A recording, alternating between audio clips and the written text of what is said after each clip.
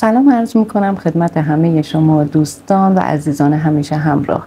امروز هم با یه سرگذشت قدیمی در خدمتتون هستم که مربوط میشه به شهر میاندو آب فعلی یا مرحمت آباد قدیم، استان آذربایجان غربی.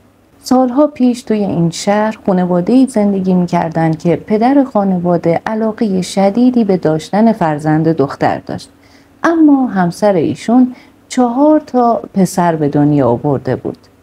این بود که آقا رشید تصمیم میگیره که مجدد ازدواج بکنه، شاید که همسر دومشون ایشون رو به آرزوشون برسونه. به خواستگاری خانومی به نام زینب میره. زینب از خانواده آبرومند بوده و البته با مادر و مادر بزرگی زندگی میکرده. به لحاظ اقتصادی خیلی ضعیف بودن و وقتی که رشید از ایشون خواستگاری میکنه خیلی سریع جواب مثبت میشنون.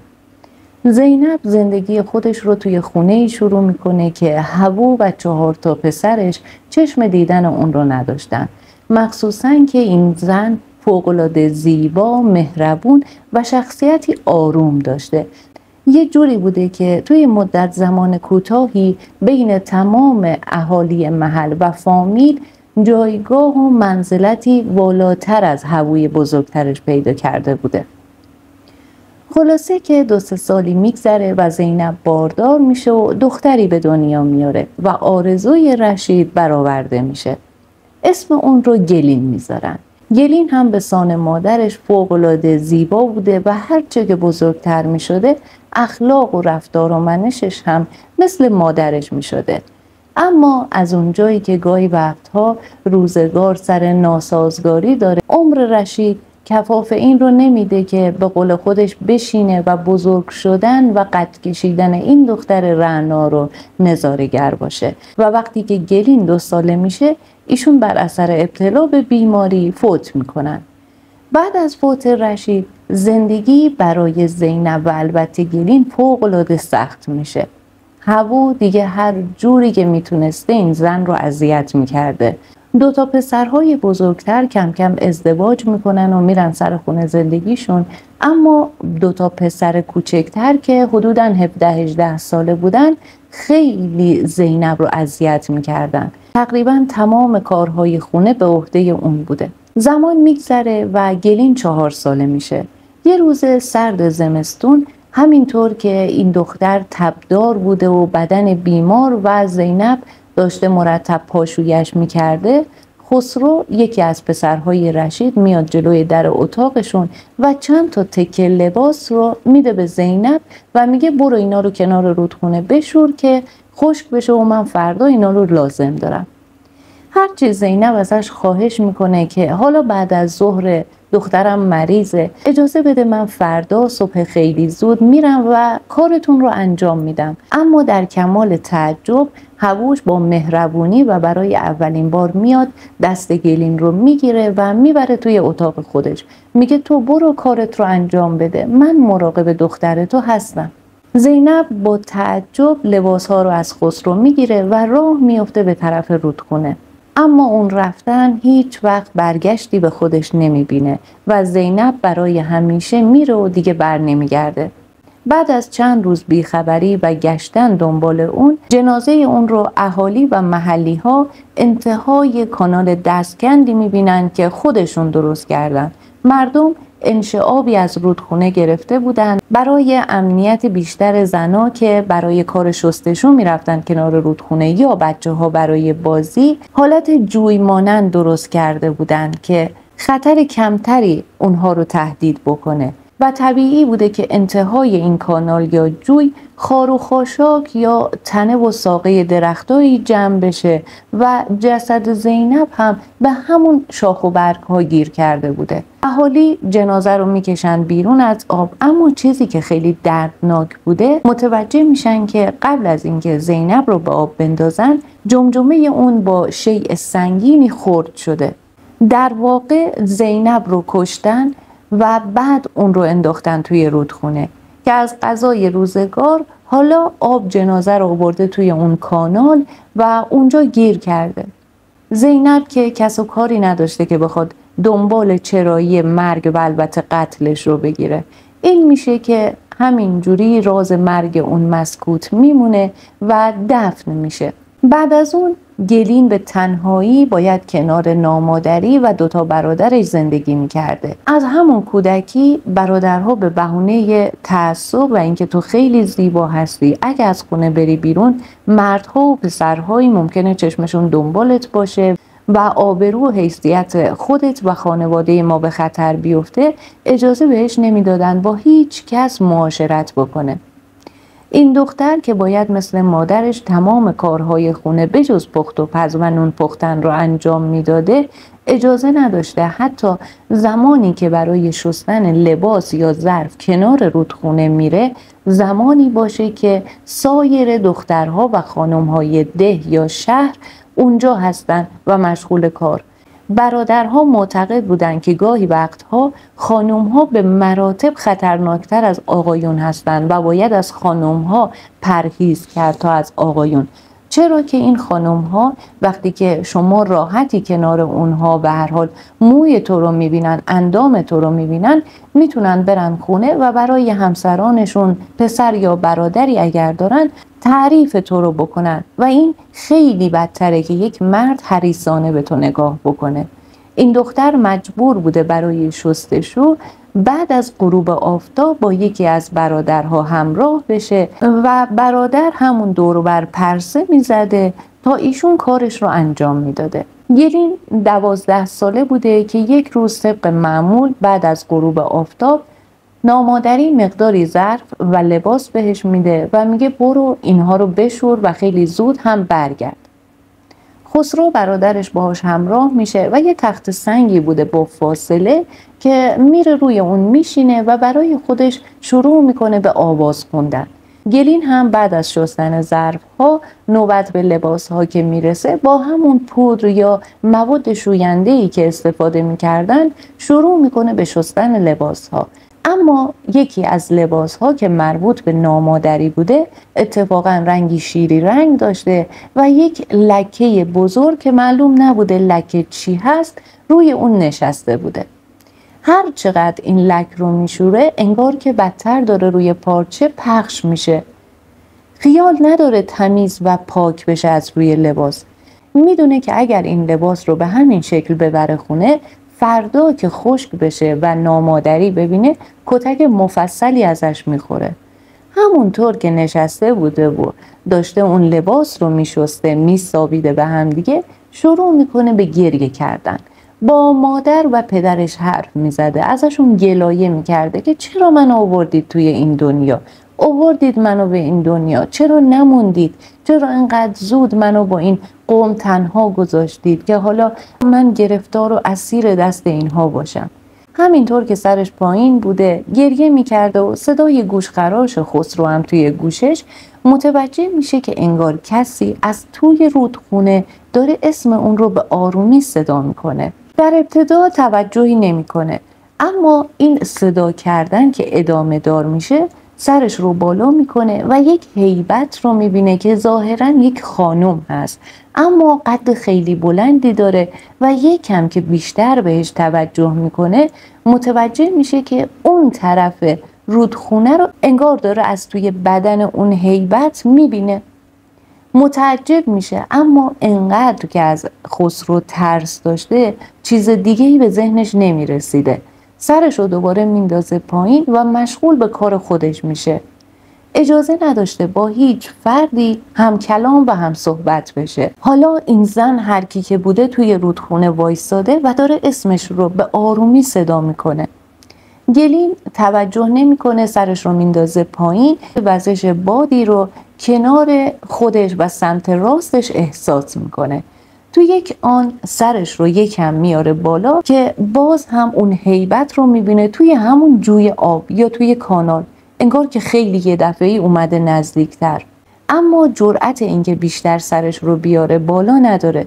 در حالی بوده که مرتب اسمش رو صدا میزده اون هیبت.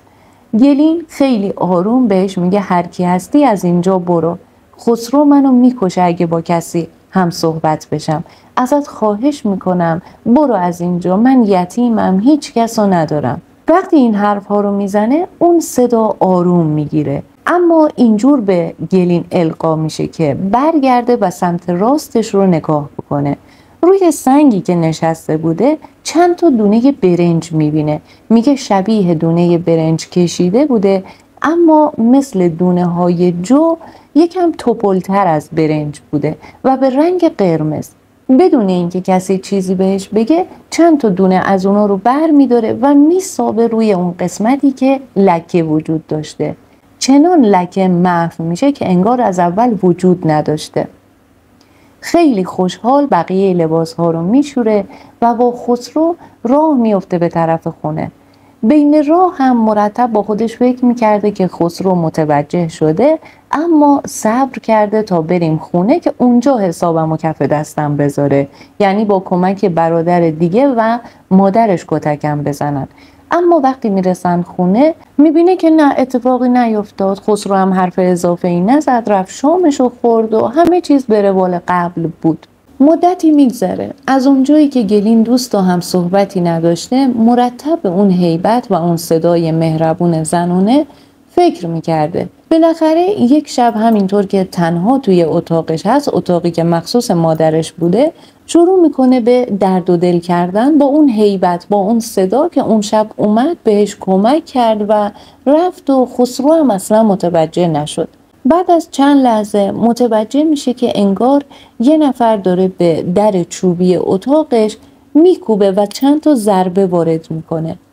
پا میشه در رو باز میکنه، اما هیچ کس رو پشت در نمیبینه، ولی باز هم وزش بادی رو احساس میکنه که انگار وارد اتاق شد، در حالی که درختها و شاخ و برگ اونها اصلا تکون نمیخوردن و خبری از باد نبوده توی حیاط.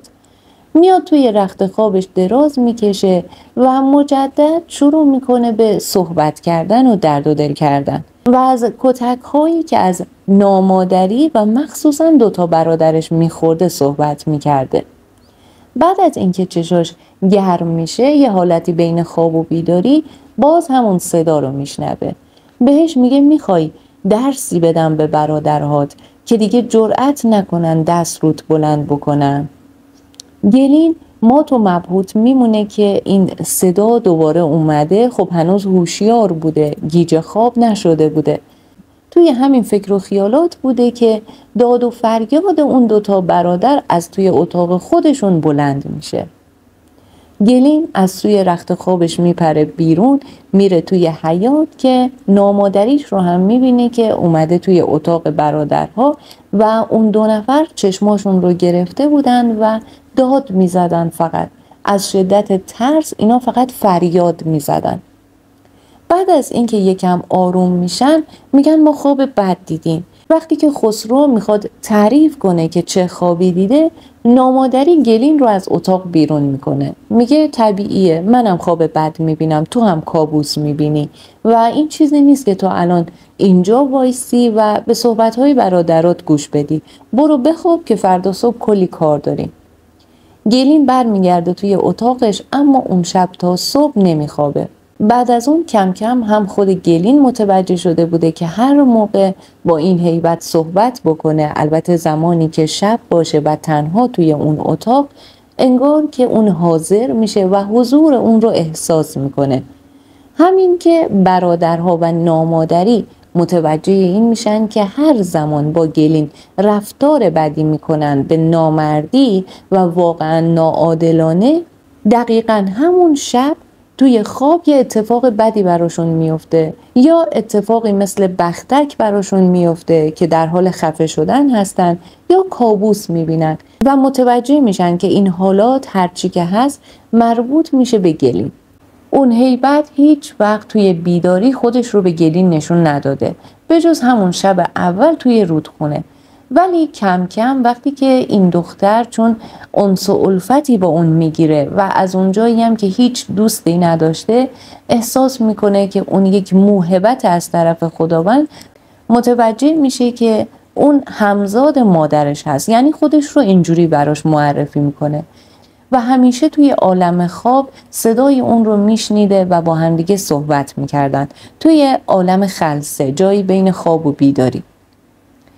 یک شب وقتی که گلین از مرگ مادرش صحبت میکنه و اینکه از اون رودخونه بدش میاد چون مادرش توی اون خفه شده بوده، همون شب توی عالم خواب مادرش رو میبینه که چند تا تکه لباس به اصرار خسرو و البته هووش برداشته و به سمت رودخونه رفت و آماده شستن لباسهای خسرو. که دوتا برادر بزرگ گلین بهش نزدیک میشن، میگن ما داریم از طرف جنگل میایم و گلین رو دیدیم که داره فرار میکنه، ظاهرا حالش هم خوب نبود و خسرو به دنبال اون. زینب خیلی تعجب میکنه، میگه من گلین رو تبدار بود، حالش بد بود، ولی دست مادرتون سپردم.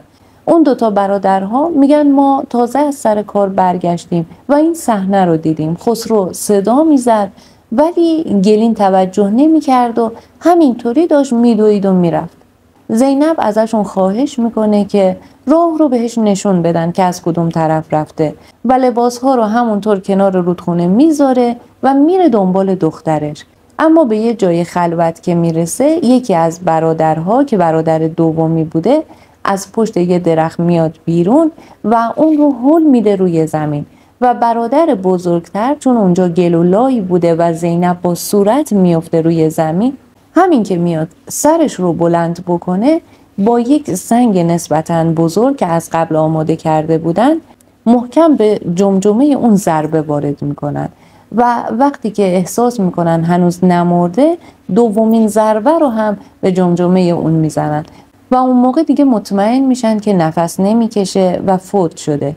اینطوری میشه که خیلی سریع و هولهولکی یه جفت گوشواره‌هاشو از گوشش در میارن، یه دونه دستبند توی دستش داشته و یک سینه ریز تقریباً قدیمی و گران قیمت که زمانی که گلین رو به دنیا آورده بوده رشید همسرش بهش هدیه کرده. طلاها رو بر میدارن و یک جای خلوت جسد زینب رو توی رودخونه میندازن که حالا بعد از چند روز آب به اصطلاح جسد رو پس میزنه و به شاخ و برگ درخت ها توی کانال گیر میکنه. توی عالم خواب اون صدا به گلین میگه اگر باور نمی کنی برو به دوتا برادر بزرگترت بگو، چون این نقشه ای بوده که 4 تا برادر و مادرشون با هم کشیده بودن و قرار بوده طلاها رو بیارن و همه با هم دیگه تقسیم بکنن.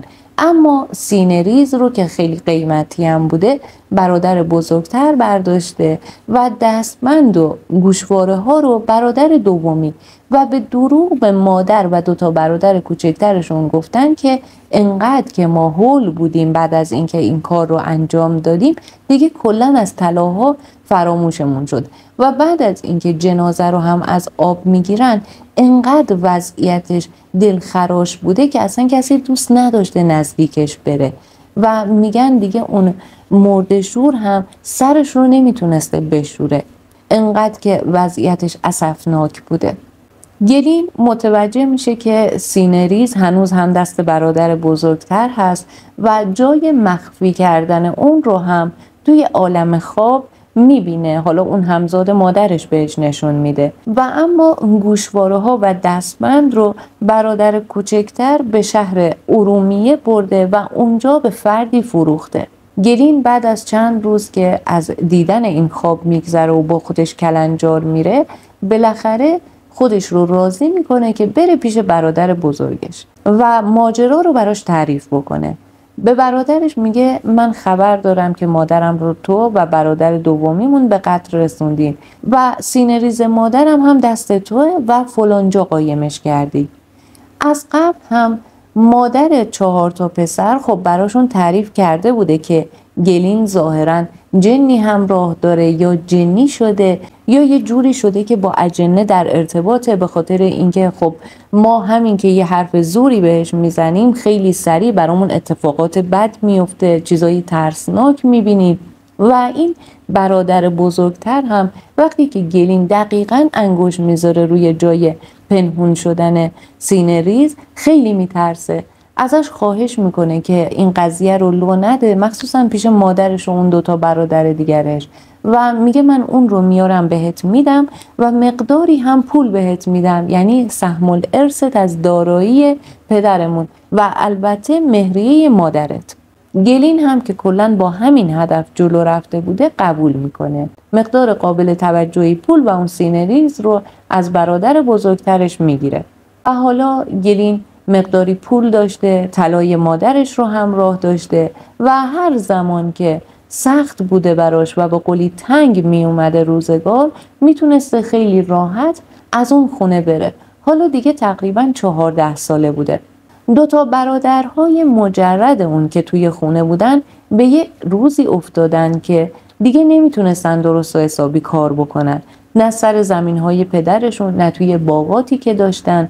همه فکر میکردن این 2 برادرن که جنی و جن زده هستن، چون گاهی وقتها که سر زمین یا توی باغ بودن به یک باره به سمتی خیره نگاه میکردن و فریاد میکشیدن و میگفتن مثلا یه میمون روی درخته یا فلان موجود داره میاد طرفم و دهنش رو باز کرده و میخواد من رو بخوره.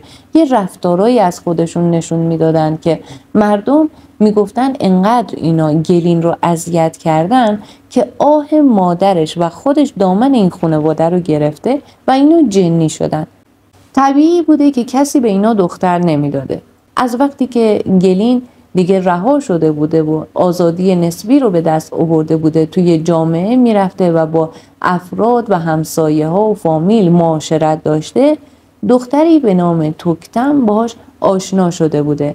این 2 تقریبا هم سن و سال بودن و البته توکتم به تازگی ها نامزد کرده بوده و منتظر بوده که کاراشون رو انجام بدن و عروسی بگیرن و برن سر خونه زندگیشون. گلین سعی میکنه توی کارها به دوستش کمک بکنه. یواش یواش رابطهشون خیلی با هم دیگه صمیمی میشن و بعد از اینکه توکتم ازدواج میکنه و میره سر خونه زندگی خودش، متوجه میشه که همسرش نگاه‌های بدی نسبت به اون داره.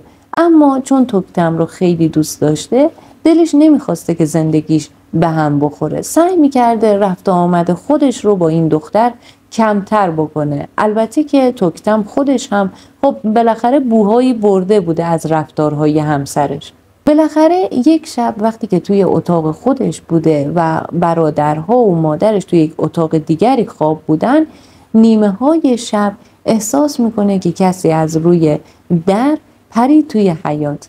همون لحظه میخواد از سر جاش بلند شه بره در رو باز کنه که ببینه دزد اومده که حالا داد و فریاد بکنه، بقیه رو بیدار بکنه، که همون صدا رو توی اتاق به طور واضح میشنوه که ازش میخواد سر جاش بشینه و تکون نخوره. بعد از چند لحظه در اتاقش با آرومی باز میشه و شوهر توکتم با حالتی که معلوم بوده حالت نرمال و طبیعی نیست وارد اتاقش میشه، به حالت پاورچین.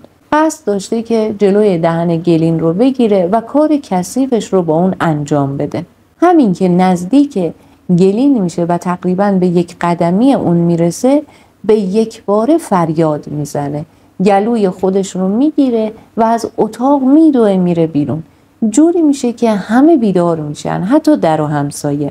بعد از اینکه همسایه ها میریزن توی خونه نامادری و برادرهای گلین و اون رو نگه میدارن که فرار نکنه و میپرسن که تو برای چی اومدی، میبینن این مرد نمیتونه صحبت بکنه. نامادری خیلی زود متوجه میشه که شوهر توکتم اومده توی خونه و احتمالاً اون هم سایه‌ای، هیبتی، چیزی دیده و میگه باید فلانی رو بیاری، دعانویسی رو اسم میاره. توکتم هم که خودش خبردار شده بوده و از قبل هم یه چیزایی متوجه شده بوده در مورد همسرش، بی تفاوت میره کنار گلین میشینه. تا اون روز گلین واقعیت ماجرا رو برای دوستش تعریف نکرده بوده، اگرچه با هم خیلی صمیمی بودن، ولی ترس داشته از بازگو کردن اتفاقاتی که براش در حال رخ دادن بوده. به هر ترتیب توکتم میره کنار گلین میشینه، ازش عذرخواهی میکنه و میگه من متوجه شدم که همسرم گاهی وقتها مشروباتی استفاده میکنه و حالت طبیعی نداره و الان هم میدونم که اومده سراغ تو.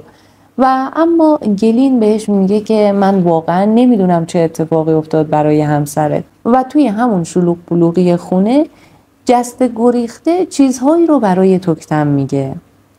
اون آقای سید وقتی میاد میگه من سمت اتاق گلین نمیرم و من همینجا پشت در خونه میشینم، یعنی توی حیاط. و شوهر توکتم رو که میذارن جلوش، ایشون دستش رو میذاره توی پیشونیش و یک چیزهایی میخونه. بعد از چند لحظه زبونش باز میشه. سید ازش میخواد هر چی که دیده رو برای اون بازگو بکنه. همسر توکتم میگه واقعیتش اینه که من امشب مست کرده بودم و از قبل هم به هر حال فکر شیطانی توی سرم داشتم. مرتب داشتم اونو پرورش میدادم و هر بار نقشه‌ای برای انجامش میکشیدم. این شد که امشب که یکم سرخوشتر بودم نسبت به شب‌های دیگه، تصمیم گرفتم برم پیش گلین. وقتی که وارد خونه شدم هیچ چیزی نبود. در اتاق رو خیلی راحت باز کردم، در حالی که از توکتم شنیده بودم که گلین از ترس برادراش در اتاقش رو قفل میکنه. اما اون شب من در رو آروم هل دادم و بی صدا در باز شد. رفتم داخل اتاق و وقتی که به نزدیکی اون رسیدم متوجه شدم که به جای گلین یک هیبتی خوابیده که 2 شاخ داره، 2 شاخ خیلی بزرگ، و از چشاش داره آتش میباره. دهنش هم بازه و داره به من میخنده، یه خنده خیلی ترسناک. یکم که بیشتر دقت کردم احساس کردم که 2 دست سیاه داره از زیر پتو میاد بیرون و میخواد پاهای من رو بگیره. همین که اومدم عقب بیام، انگار که یک نفر یک خنجر فرو کرد توی گلوی من و این شد که دیگه راه نفس و بعد هم حرف زدن من انگار بند اومد. هرچی که بوده اون شب میگذره. بعد از اینکه توکتم متوجه اتفاقات میشه، مخصوصا از زبون شوهر خودش که میشنوه، تصمیم میگیره که از همسرش جدا بشه و تمایلی به ادامه این زندگی دیگه نداشته. توکتم به همراه گلین و البته میگن مادر توکتم هم بیمار بوده و 3 نفری با همدیگه توی خونه جمع و جور که اجاره‌ای بوده زندگیشون رو شروع میکنن، یه زندگی جدید به دور از اذیت و آزار. مدت‌ها میگذره. تمام اهالی اون منطقه که متوجه شده بودن گلین همچین قدرتی داره مرتب میومدن پیشش و ازش کمک میخواستن. اون هم تا جایی که میتونسته به مردم کمک میکرده. البته که دعانویسی نمیکرده. انقدری که اون جنی که همراهش بوده که خودش رو همزاد زینب معرفی کرده بوده، اورادی رو به زبون اون جاری میکرده و بعد از گفتن اون اوراد حالا یه طلسمی بسته میشده یا یک جادویی انجام میشده و مشکل مراجعه کننده حل میشده. یا اینکه اگه کسی شیئی رو گم کرده بوده، گلین خیلی راحت میتونسته اون رو پیدا بکنه. از آینده فقط در حد 1 روز بعد میتونسته اون همزاد خبر بده، نه چند ماه یا حتی چند هفته بعد رو. میگن بعد از مدتی که از جدا شدن توکتم و همسرش میگذره، این دختر میره پیش نامادری گلین و ازش میپرسه که شما که متوجه شدید جنی همراه این دختر هست که داره شما رو اذیت میکنه، چرا نرفتید و از این آقای سید کمک نگرفتید؟ نامادری در جوابش میگه اتفاقا من رفتم، دعا هم زیاد گرفتم، اما به ما گفتن که تا زمانی که گلین توی این خونه زندگی میکنه اون جن هم حضور داره، اذیتش نمیکنه، کنارش هست و حتی گاهی وقتها بهش کمک هم میکنه. ولی چون اون جن حضور داره، موکلین این پیرمرد نمیتونن کار خاصی انجام بدن و عملاً ناتوانن. به این دلیل بوده که ما دست از اذیت و آزار گلین برداشتیم و تقریباً رهاش کردیم به حال خودش. به هر حال توکتم بعد از چند سال با فرد دیگری ازدواج میکنه و از اون خونه میره. مادرشون هم که بیمار بودن و سنشون بالا، ایشون هم فوت میکنن و گلین تنها میمونه. اما بعد از گذشت سالها یه روز میره پیش توکتم و بهش میگه من وعده‌ای به این جن دادم و الان موعدیه که من باید به وعدم وفا بکنم. هرچی که توکتم ازش میپرسه به من بگو چه وعده‌ای دادی، چه پیمانی بستی و الان باید چی کار بکنی، گلین فقط ازش میخواد که اون رو حلال بکنه و خداحافظی میکنه. خونه‌ای که توش زندگی میکرده که طی این سالها حالا دیگه برای خودش یه خونه‌ای خریداری کرده بوده، تمام اون رو به همراه پولهایی که داشته همه رو به توکتم میده و میگه من هیچی نمیخوام، با 1 تکه نون میخوام از اینجا برم، فقط تو منو حلال کن. دکترم تعریف میکرده من تا 3 روز میرفتم جلوی در خونش منتظر که حالا خودش به هم نمیگه، من وقتی که از خونه اومد بیرون برم دنبالش که ببینم کجا داره میره، چی کار میخواد بکنه. اما اون از خونه بیرون نیومد و خیلی جالب بود که روز 4 وقتی که با یکی از همسایه ها که دیوار به دیوارشون بود صحبت کردم و قرار شد من از راه پشت بوم برم توی خونهشون، متوجه شدم که گلین اصلا توی خونه حضور نداره. هیچ چیزی رو هم با خودش نبرده بود، همونطور که به من گفته بود. فقط یک دست لباس که از مادرش مونده بود و همون سینه‌ریز. بقیه وسایلش همه دست نخورده توی خونه باقی بود. دکترم که حدوداً 82 سال از خدا عمر میگیره، هر چقدر چشم به راه دوستش میشینه خبری ازش نمیشه. هر چقدر هم توی عالم خواب اون رو صدا میکنه، باز هم گلین به خوابش نمیاد که نمیاد.